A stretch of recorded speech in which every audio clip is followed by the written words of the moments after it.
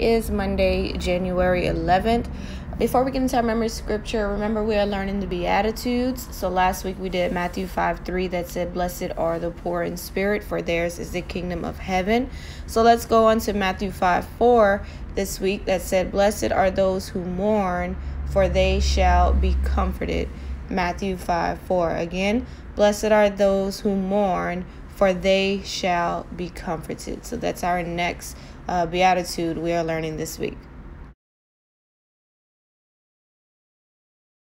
In Bible, we continued our lesson on the Hebrews and their journey through the wilderness. Last week, we talked about how the Lord had stopped them at Mount Sinai, and there they stayed a little while. So while they were at Mount Sinai, the Lord had spoken to Moses and told Moses to tell the people to prepare for God's coming. God wanted to speak to his people. He was going to come in the form of a cloud, and he did. And he told the people how to prepare for his coming. And whenever the Lord appeared to the people, he spoke the 10 commandments to the people. He wanted to make a covenant with them. God said, if you obey me and my rules, he told the people that he would bless them and make them a special treasure to him. And so the people heard the voice of God. They saw God in his glory and his presence and everything. So they knew that God was an almighty God. And so they also were fearful because they told Moses, they were like, "Moses, you speak to us." And so they ran away from the voice of God. And so when Moses had went back in the mountain, he told the people to wait for him and he would come back, and he put Aaron in charge. So Moses was in the mountain like 40 days and nights, and the people grew impatient. They didn't want to wait anymore, and so they told Aaron to make them a false god that would lead them out of the wilderness.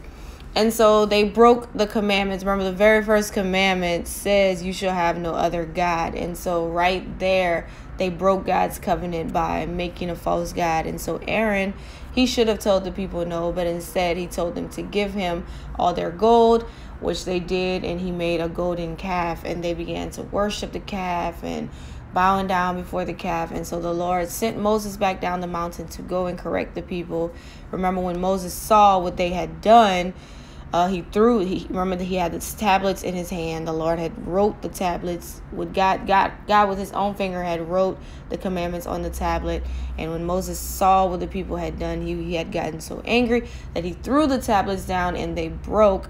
But this also showed how they broke God's covenant as well. And so the people were punished. Some of them died as well because of their sin, in bowing down to other gods and making an image as well. And so the Lord, Moses went and asked God to forgive them, and God did forgive them of their sins. And so the people, hopefully they've learned their lesson not to make false gods and not to turn their hearts from the Lord. And thank God that he although they broke the covenant, God was willing to give them another chance. So now the cloud has started to move, and it is time for the Hebrews to continue their journey to the promised land. They packed up everything and they began to follow the cloud. Not long after they had left Mount Sinai, the Hebrews began to grumble and complain. It was about different things. Some complained about how hot it was. Some complained that they were tired. And some complained about food and how they wanted water. And so after God had just appeared to them, God had just forgiven them for breaking the covenant, they are still complaining and not trusting that God is with them. And so the Lord heard their complaining, and his holy anger flared because of their complaints, meaning the Lord was upset that they were complaining again, that they are doing it all over again. And so fire from the Lord broke out in the camp, and many of the Hebrews, the Israelites, were killed by the fire. And so when the people cried to Moses for help, Moses prayed to the Lord and the fire stopped. And so the Lord was upset with their complaining, so he sent fire. It was fire from heaven that the Lord sent, and a lot of them died from the fires. But that was God, telling them, stop complaining. Stop always having a problem with something. Be appreciative. And not just that, but remember, all they had to do was pray. If they had an issue, instead of complaining, they should have just prayed and brought it before the Lord and said, "God, you know what, Lord, it's a little hot. Could you cool me off?" But instead, they chose to complain, and God was not pleased with that. So that's why he sent the fire. After the fires, the Hebrews continued their journey through the wilderness. And guess what? Not long after this, they started to complain again. This time they complained about food. They were tired of the manna. They say, yes, the Lord gives us manna every single day, but we're tired of manna. We need some meat to eat. And then they started to say how they had this in Egypt, how they had everything they could want in Egypt, how the manna is not enough for them. And so the Lord had just sent fire. And people died from the fires because of complaining. And we see that the Hebrews, they obviously didn't learn their lesson because they are complaining again.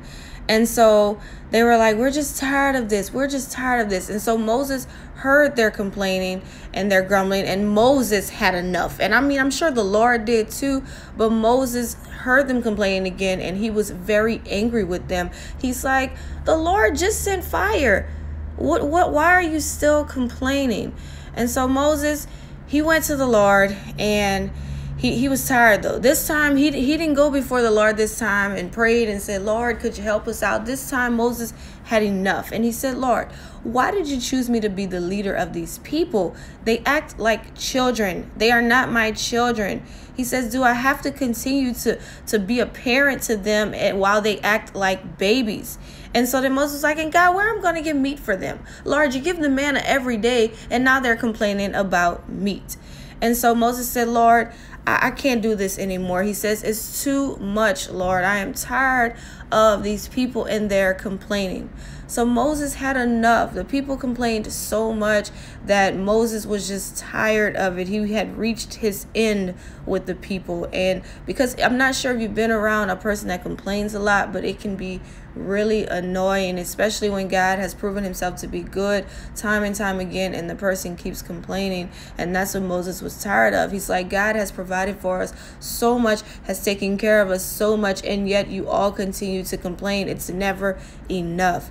And so Moses was so discouraged. He's like, Lord, just let me die, Lord. I can't do this anymore.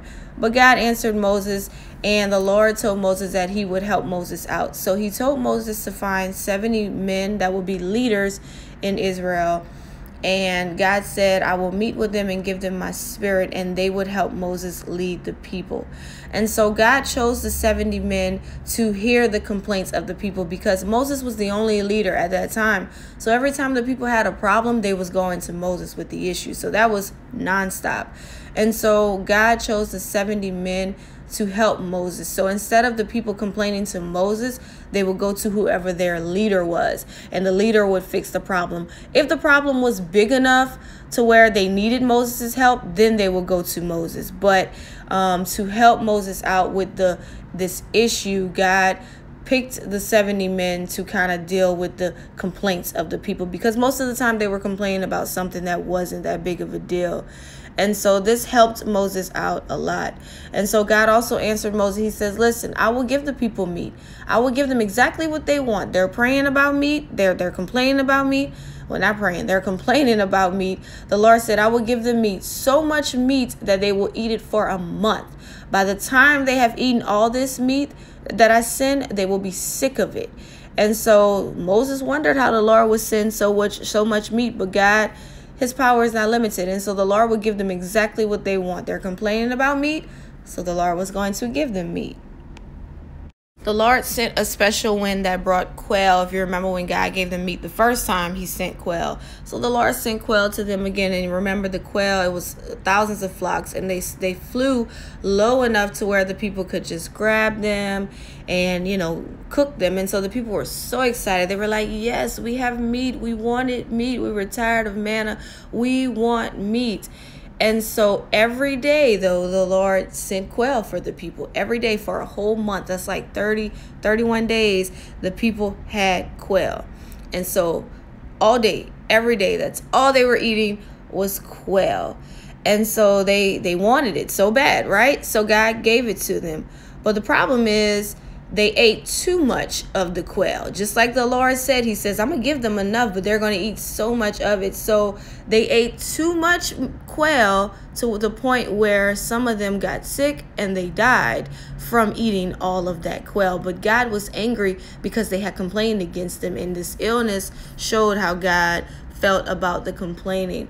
And so they wanted the quail and God gave it to them, but they had too much of it and they ended up dying. And so we can learn from this, first of all, not to complain, right? We don't want to complain. We want to be grateful and we want to be thankful. And it's okay to want things, but you don't complain about what you don't have. Instead, go to the Lord in prayer and say, God, I would really like, Lord, to have this. And we wait for the Lord to answer us. God knows exactly what we need. And also the people, they thought that quail was what they wanted, and some of them ended up dying because of the quail. And so the Lord knows exactly what we need at the right time.